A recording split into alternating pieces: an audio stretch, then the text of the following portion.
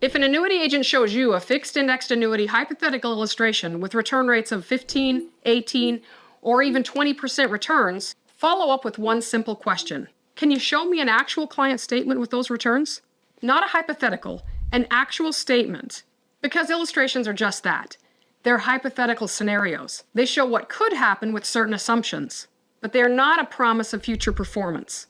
My name's Angie Welsh, and my goal is to help you learn how to use annuities appropriately in your retirement. Here's something every retiree needs to understand. You cannot receive stock market-like returns without stock market-like risk. I wish we could all have our cake and eat it too, but it doesn't work that way. If someone tells you that you can potentially earn double-digit returns every single year without losing a penny, you need to ask a lot of questions, including what is the insurance company's minimum required obligation to you? And also, can I see a copy of their historical renewal return rates?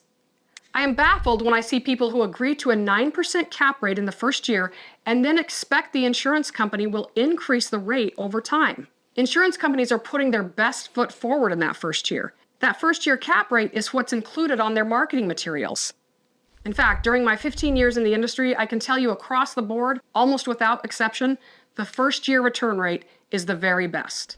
Finance has always included a trade-off. Higher potential returns come with higher risk, and lower risk generally means lower return rates. Now, that doesn't mean the fixed indexed annuities are bad. In some situations, they can be very appropriate when they're used for the right reasons. A fixed indexed annuity is designed to protect your principal from market loss while participating in a portion of the market's return. Notice I said a portion. That's because insurance companies limit your upside with things like caps, participation rates, and spreads. Let's talk about cap rates. A cap is simply a maximum interest rate that you will receive during your contract period, even if the index gains more than that.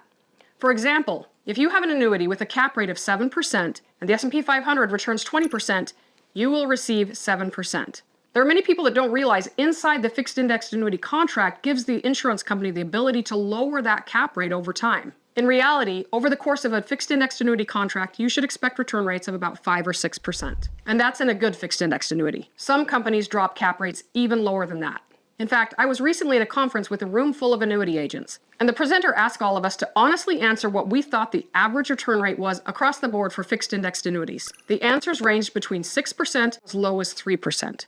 These are the people selling fixed indexed annuities. They know you're not going to get double-digit returns for the lifetime of the contract, even if the stock market has double-digit returns during the life of your contract. Over the course of my time in the industry, I've seen cap rates that start at 9% and slowly decline over time. One client recently showed me a statement with a cap rate of 2.5%, and they were locked in for 15 years. Of course, they got a bonus of 20% in the beginning. It sounded great, but if you dilute that 20% bonus over a 15-year period and you're only earning 2.5%, it doesn't look so great when you look at the fine print. That's one of the reasons I'm very cautious about fixed indexed annuities, especially when you're talking about locking up someone's money for 10 or 15 years. If your entire strategy depends on today's cap rates returns, you're likely going to be very disappointed. The insurance company has the contractual ability to reduce those cap rates over time. But your surrender charges still exist, so if you don't like the cap rates, you're still stuck. That's why in today's interest rate environment, I recommend looking at a multi-year guaranteed annuity because a fixed rate may provide you what you need without taking that 0% floor. And I also recommend using fixed indexed annuities that are 5 or 7 years and not longer. There is a time when it's appropriate to use a 10-year fixed indexed annuity. That's if your goal is guaranteed lifetime income. But that's a completely different conversation. In that case, you're not buying the annuity because you're looking for the highest cap rate you can get and the best return rates. You're looking for the highest guaranteed lifetime income because you want a paycheck that you can't outlive. You're transferring your longevity risk to the insurance company. But that's an insurance decision, not an investment decision. If your primary goal is to grow your money safely, you owe it to yourself to look at all of the options.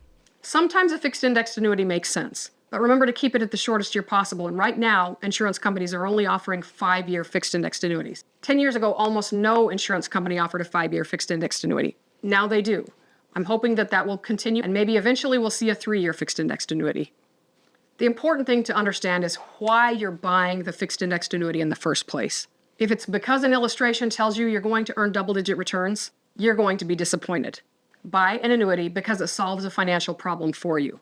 If you need market protection, find out how much and explore all of your options. And know the insurance company's minimum requirements to you. So the next time when someone shows you an illustration with spectacular returns, remember to ask this question. You can block out the names and account numbers, but can you show me an actual statement? If you're considering a fixed indexed annuity and you'd like me to take a look at a hypothetical illustration, I'd be happy to do that. And if you found this video helpful, make sure you like and share it with someone who's close to retirement.